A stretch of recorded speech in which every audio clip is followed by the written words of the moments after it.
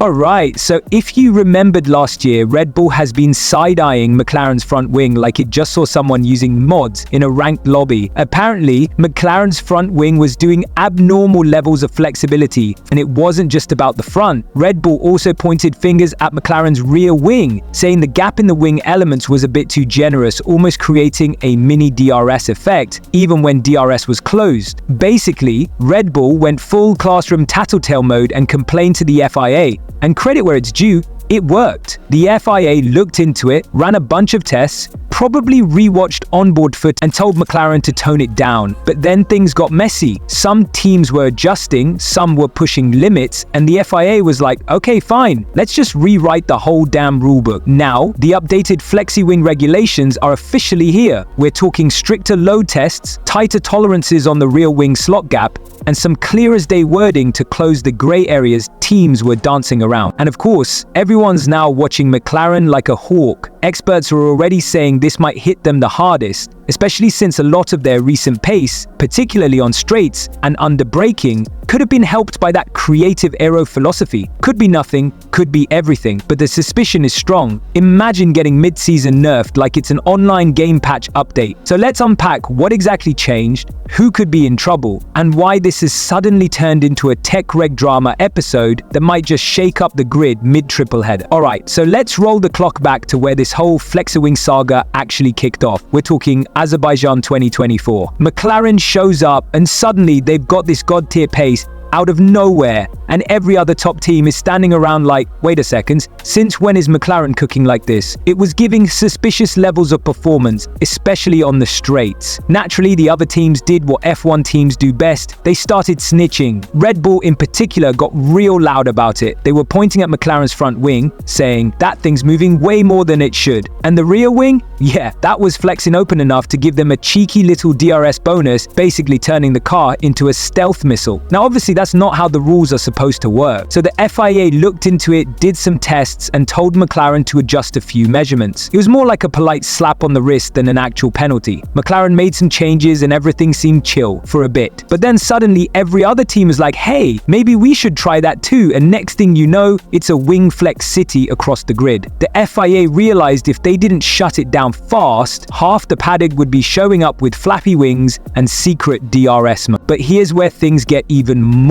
firepour. You'd think they'd just change the rules before the 2025 season started, right? Seems logical, but no. They said the idea came in kind of late last year, after they had already put cameras on everyone's front wings over a bunch of races, including after Spa. Once they reviewed all that footage and saw what was going on, they agreed the tests they had in place just weren't strict enough anymore. And here's the kicker, they didn't want to drop the new tests right at the start of this season because it would have meant some teams had to bin their entire front wing designs. That means millions of euros wasted and probably a few broken keyboards in design offices. So instead of pulling the trigger early, they waited for a better window. And what better place than Spain? Barcelona is the test track of the calendar. It's super technical, loads of aero dependency, and teams know it like the back of their hand. If something's broken or shady, Spain will expose it. So the FIA figured, why not use this as the proving ground for the updated flex wing regulations? Now, was it a late move? Yeah. Is it going to mess with some teams' performance? Almost definitely. And if we're being real, McLaren might end up losing the most out of this, since they were the original reason the rules even got looked at again in the first place. But hey, that's Formula 1. 1 minute you're flying,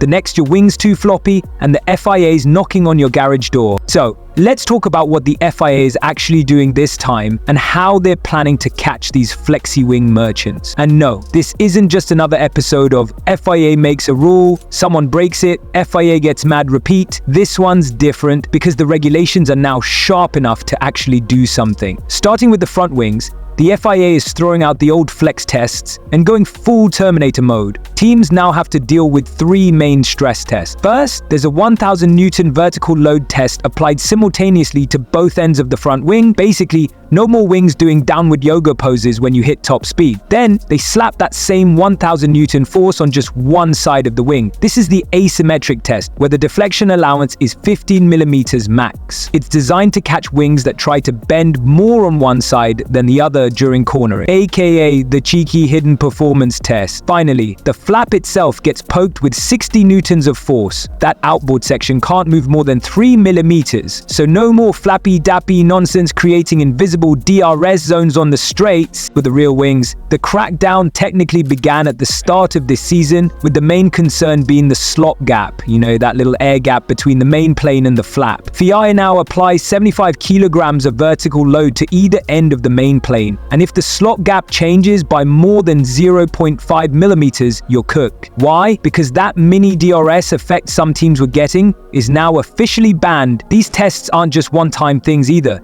They're conducted regularly in the FIA garage. And the stewards also now have onboard cameras watching the wings during races. There, Big Brother is literally strapped to your front wing now. You sneeze near a flap and they'll know. And look, the FIA didn't just dream this up in a meeting over cappuccinos. They've been planning this since last season. They said they started observing weird flex behavior after Spa 2024, slapped cameras on everyone's front wings, and surprise, realized people were bending the rules, literally. But instead of nuking everyone's car mid-season and triggering $100 million redesigns, they waited until Spain 2025 so the teams could catch up, fix their parts, and not cry about cost caps. Now here's the real tea. McLaren might get absolutely humbled by this, and not in a, oh no, we lost a 10th way, more like from podium to P8 if this goes sideways. A lot of their mid-2024 to early 2025 pace has been under the microscope, especially that super flexi front wing they used in Baku last year. And now that the regs have changed, all eyes are on whether McLaren will still be leading the pack. But this isn't just a McLaren roast session. Let's talk about Red Bull, because let's not pretend their hands are squeaky clean. They've been screaming to the FIA about everyone else's wings,